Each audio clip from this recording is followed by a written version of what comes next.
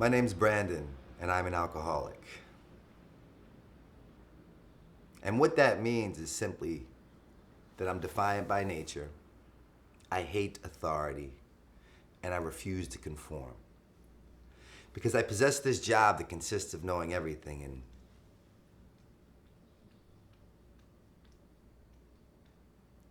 therefore, when you kindly suggest what I could potentially do to save my life, I kindly suggest why you should fuck off. Because I know. That job places me in a lot of positions I don't like to be in, and it allows me to feel a lot of feelings I don't like to feel. May 25th, 2015, I found myself in a position where I'd come to the realization that what I do know is that I have no fucking idea. And that my very best thinking, time after time after time after time, would place me in these positions where the pain had become so unbearable that for the first time in my life, May 25th, 2015, I was willing to do what was continuously suggested in order to change the outcome that I, Brandon Novak, continuously created for myself. May 25th, 2015, I found myself walking into my 13th inpatient treatment center. I had lost count of outpatients and detoxes. My mother had bought me a plot. People had begun to take life insurance policies out on me. I had just come to after waking up on life support at the very same hospital that my mother was a nuclear physicist at, on the board of. Despite doing some things in life that one might accredit to success, happiness, potentially even dream of doing, the stark reality of my situation is that May 25th, 2015, I walked in to a facility as a direct result of the appropriate amount of pain that was required to get through this thick, unpenetratable brain to allow me to see that my way no longer worked.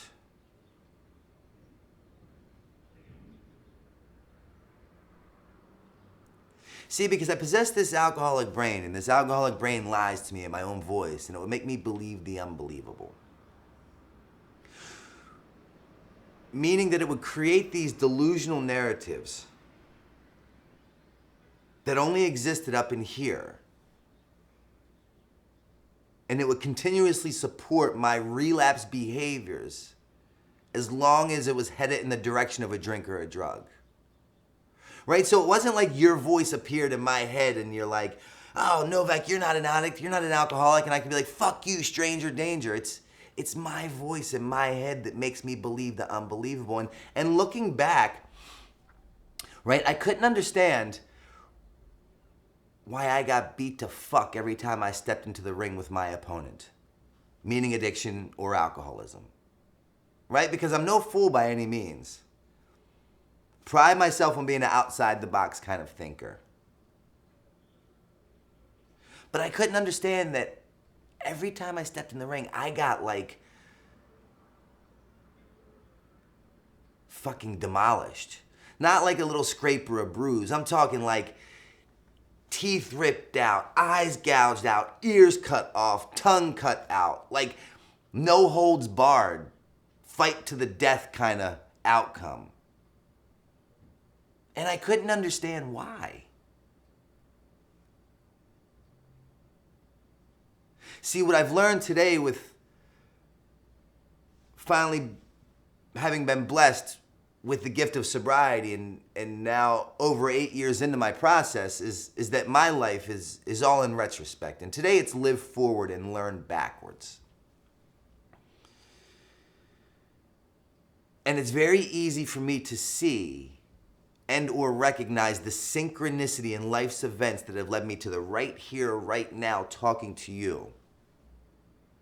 That prove to me the God of my understanding is so big and so much broader than my feeble mind could ever conceive.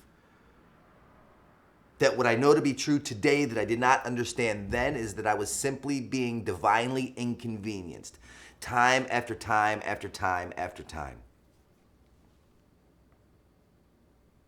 See, I'm not the kind of alcoholic that changes or you even get my attention when things are unmanageable. Unmanageability to an alcoholic such as myself is a Monday morning cup of tea.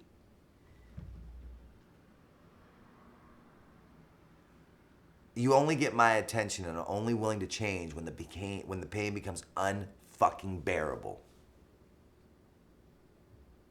When my back's against the wall, I have no other options, no other choices, no other chances. See, because I'm also that addict and alcoholic that if you tell me you love me, that means I got you. I got you for at least $10. I got you at least for a place to stay, a car to use, a shower to bathe in, a refrigerator to eat out of. If you tell me you love me during active addiction, you'll simply become a casualty of my war. And I promise you, what I have to do to acquire the next drink or a drug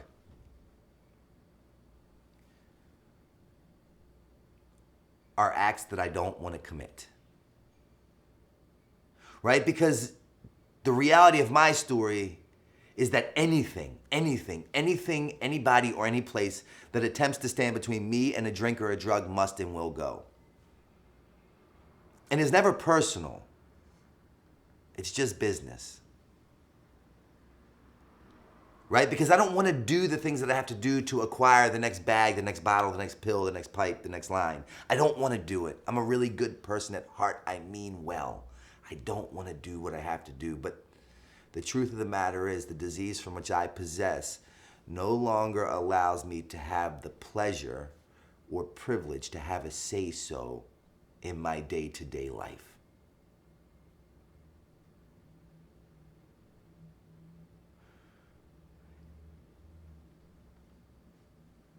And what I know to be true today, the reason why I got beat to fuck every time I stepped into the ring with my opponent is simply because I always underestimated the opponent that I was up against. I never showed it the time, the effort, the attention, the energy that it deserved. Because I know. And if you look at my resume, it states that I do know some things because I've done some things in life that people would accredit to success, happiness, potentially even dream of doing. Amateur skateboarder at the age of 15, designing my pro model for Pal Peralta, in those movies, Jackass, TV shows, Viva La Bam, break box office records every time they enter. Written 2 autobiography addiction memoirs about my life. Sold hundreds of thousands of copies all over the world. Received letters from people such as yourself that say, Novak, I read your book. I didn't want my story to get as bad as yours. I have 30 days. I know.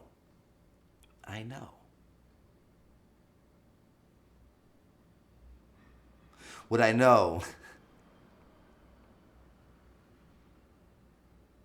is that by underestimating the opponent that I was up against, never giving it the time, effort, attention, energy, or respect that it deserved, what I do know is that May 25th, 2015, I walked into my 13th inpatient treatment center. A homeless heroin addict that wanted to kill himself on a daily basis. I was just terrified to hurt myself in the process. I was terrible at suicide because I kept fucking waking up. And I was at a position in life where I was so low the curb looked like a skyscraper.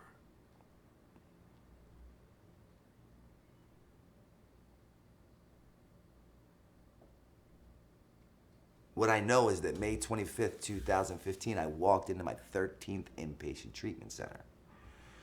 My worldly possessions, everything that I owned in this life, despite being a successful individual, had done some things I shared with you about that people would accredit to success. What my life looked like is I owned 13.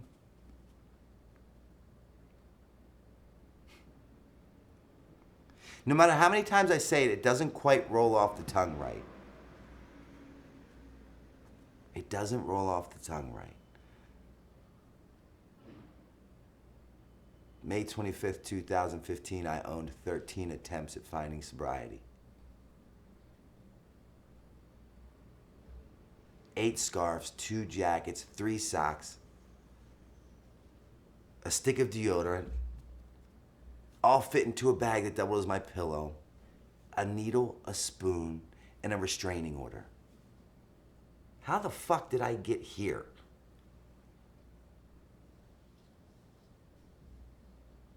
Seriously, how the fuck did I get here? Again, what I didn't understand then that I know now is that I got here by comparing out, by focusing only on the differences, not the similarities, possessing that job that consisted of knowing everything, being defiant by nature, hating authority, refusing to conform. That's how I got here. See, in the beginning of my alcoholism, my mother, God bless her soul, she would get on her knees and she would pray to God, please, God, don't let tonight be that night. Please, God, don't let tonight be that night that I received that call. Please, God, don't let tonight be the night that I received that call, that my son has succumbed to his addiction and he's no longer with us. Please, God, not tonight.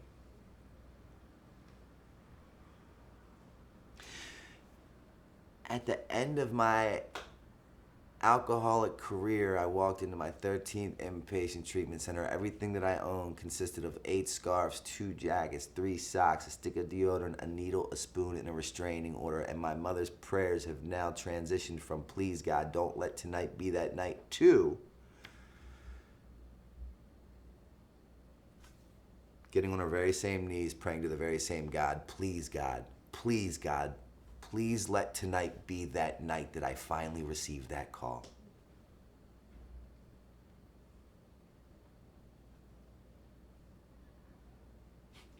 Please, God, let tonight be the night that I finally received that call, that my son has finally succumbed to his addiction, has died of a direct result of an overdose, and he's no longer with us, just so I can have a peace of mind knowing that he's finally safe and will never go through another day of pain and agony as a direct result of his addiction. How did I get here?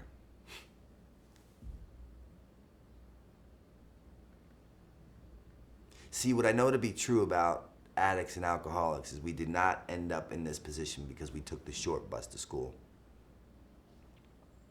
Quite the contrary, actually. We end up here because we're too smart for our own goddamn good. And then I land in a 12-step meeting. I land in a treatment center. I land in a doctor's office. I land in a psychiatrist's office. I land into a seat that literally has the ability to save my life. And I outthink myself right out of it. Because I know. See, what I'm sharing with you is not a hypothesis or an educated guess of what may take place in one's life if they don't take heed to what I'm sharing. It's not what I'm doing. I will not disrespect you or me by pretending to understand the long, painful road you took to get to the seat you're sitting in to listening to my talk. I will not disrespect you or me like that.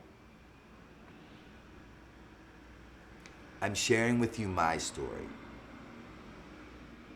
I'm sharing with you my story and what over 20 years of active addiction looked like. Looking back, it's so easy to see that for the better part of 15 years, I was simply rearranging the furniture on the Titanic. but my ship sank every goddamn time. And again, at these attempts at these different facilities and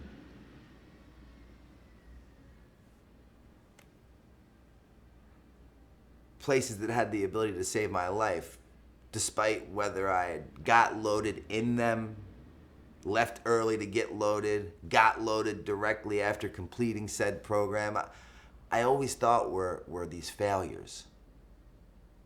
I thought that they were failures. I thought that they were wastes of time. I thought that, like, I was that person they talked about that was incapable of finding sobriety. Because I believed that I was so internally unique, right? Like, you've never seen what I've seen. You haven't felt what I've felt. You haven't been where I've been. I really believed that I was constitutionally incapable because I refused to get honest with myself or others. And that sobriety was a thing that I would just continue to dream about. I truly believe that in my heart of hearts.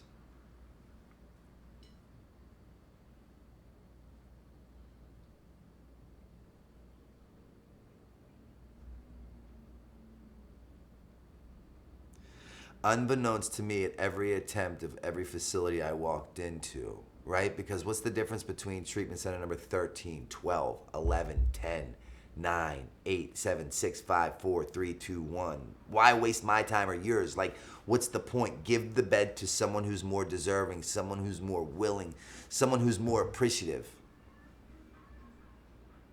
I believe that.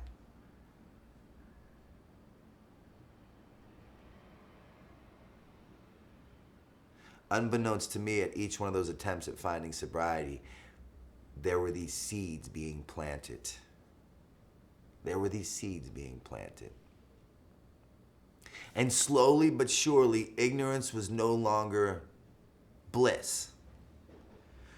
Right? Because I'm starting to understand and have a pretty clear perspective of not only the disease that I've been diagnosed with, meaning alcoholism or addiction, but the severity of it, right? Because the bad events and decisions that I'm creating or outcomes that I'm having as a direct result of drinking and drugging are no longer deniable. And at each attempt, at each sobriety, the seeds planted, I go back out, the pain gets a little worse, the explosion from addiction gets a little bit fucking more unbearable, and now it's like I can't even ignore the fact that the common denominator in my problems are me.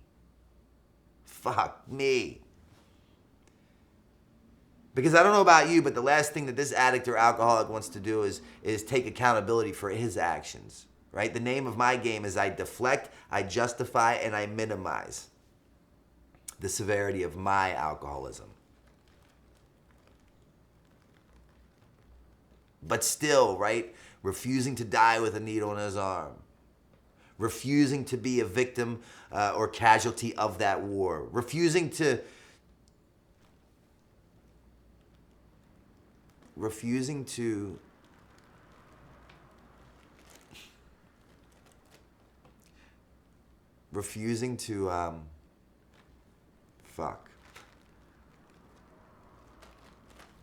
to end up in that plot that my mother bought me.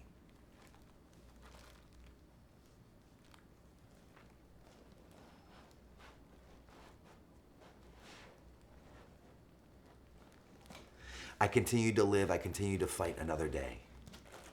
Because I believed that recovery was possible, because I saw it in others. The pain compiling,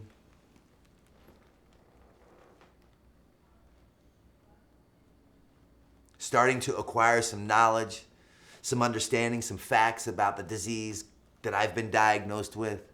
Ignorance is no longer becoming bliss. I'm now starting to become held accountable for my actions. I'm seeing the part that I've played to create this outcome.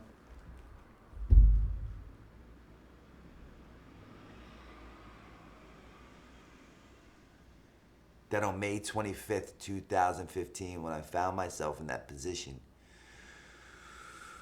where the pain became so unbearable. See, I had finally been demoralized in just such a fashion from drugs and alcohol. I'd been beaten into that state of reasonableness that on May 25th, 2015, every one of those seeds that were planted unbeknownst to me at every attempt at recovery sobriety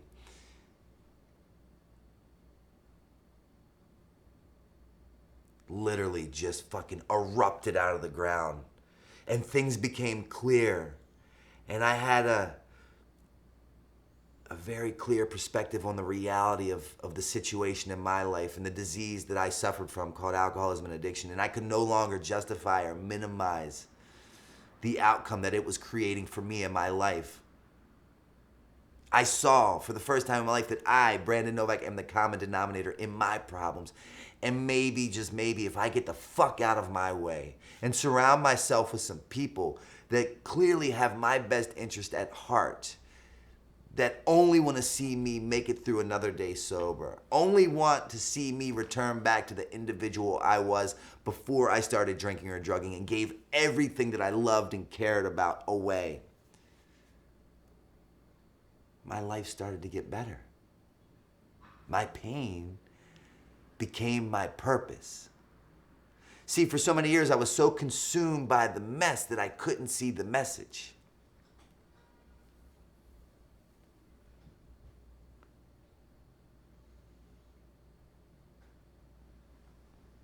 See, my mother, the woman that bought me that plot, the woman that served me with a restraining order, the woman that prayed for my death, the woman that sold 3 homes to pay for me to go to 2 different treatment centers, that woman called me on my 90th day of sobriety. And she said, "Brandon, I hate when you come to visit me." And I said, "Why?" Couldn't understand why she'd say such a mean thing. And she said, "Because I get so sad when you leave."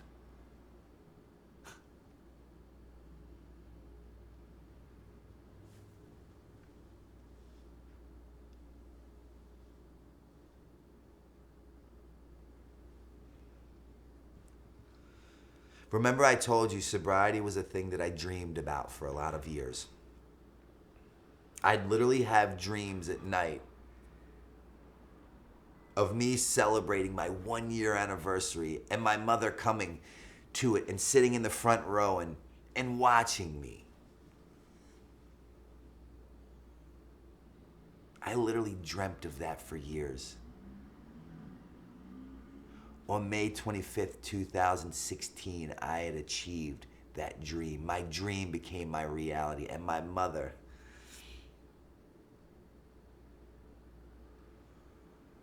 she made her way up to a AA meeting in Northeast Philadelphia called Life or Death. And she sat in the front row and she watched me. She watched me celebrate my first year of continuous sobriety.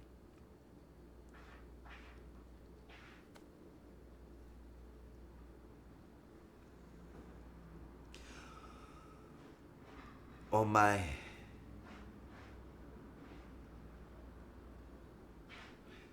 2 months shy of me celebrating my 2-year anniversary, I signed my release papers. What I mean by that is that from 18 to 38, I had been on parole and probation. Never a free day in between. It simply followed me from city to city to state to state.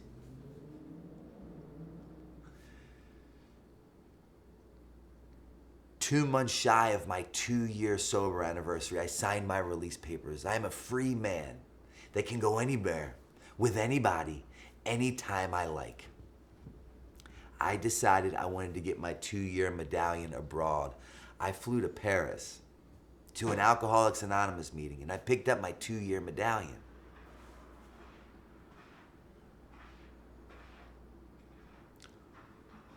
On my 3rd year anniversary, I bought a home. On my 4th year anniversary, I went to Amsterdam to an Alcoholics Anonymous meeting, and I picked up my 4-year medallion. See, most people don't equate Amsterdam and recovery.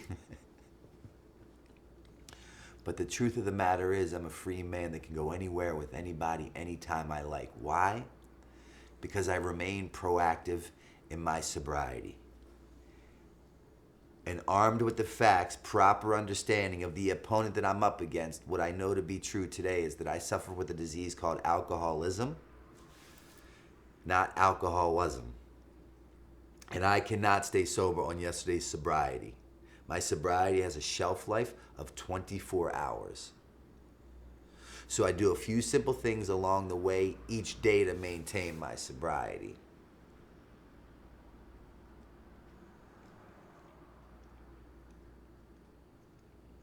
And if you're sitting in your chair and you're wondering how this took place, how did this juxtaposition happen? This guy was a fucking raving lunatic who was perceived to die with a needle in his arm, rightfully so, to this guy who presents himself completely different. I'll tell you.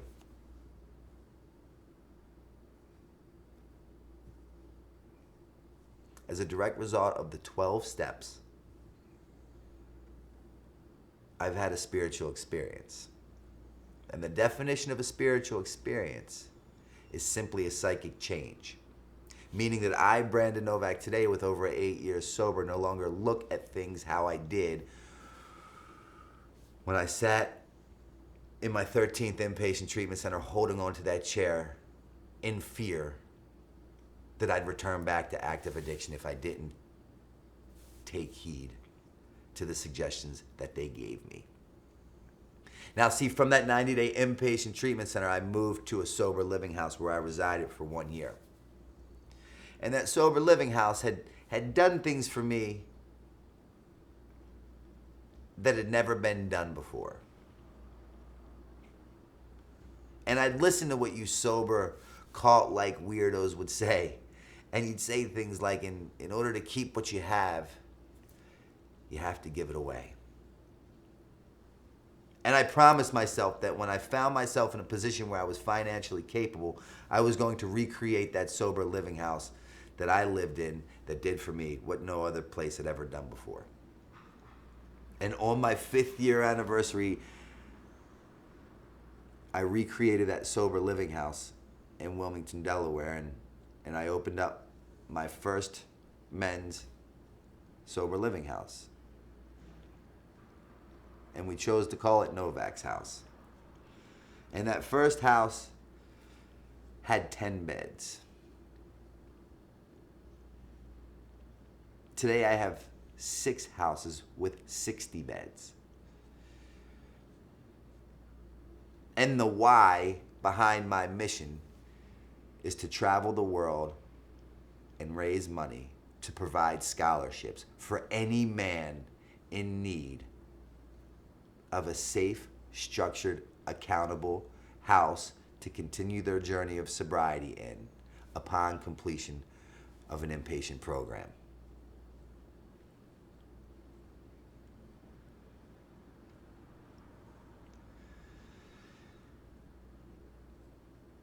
May 25th, 2023, I've just celebrated 8 years of continuous sobriety.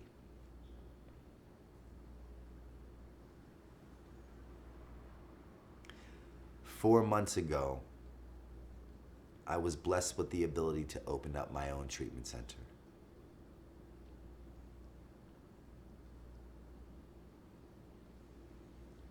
These blessings that I've just shared with you are nothing that I've achieved.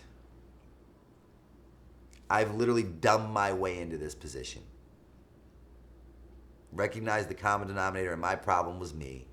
And if I just got out of my way, that maybe I could stand a chance. Surrounded myself with some really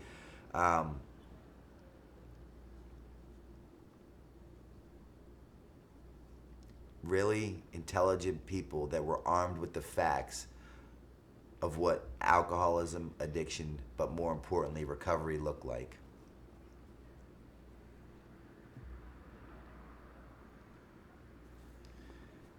and I followed their suggestions. And this all was born out of the appropriate amount of pain that I found myself in. See, because what I learned throughout my process and journey is that procrastination is like masturbation. You only fuck yourself. And at 38 years old, the stars had aligned, the information acquired along my process, the people were presented, the reality of what my alcoholism was jarring. And I said, you know what I know? Is that I don't know. And maybe you do. Because every time I reach out for help, you're willing to give it and you show up without fail. Can you show me the way?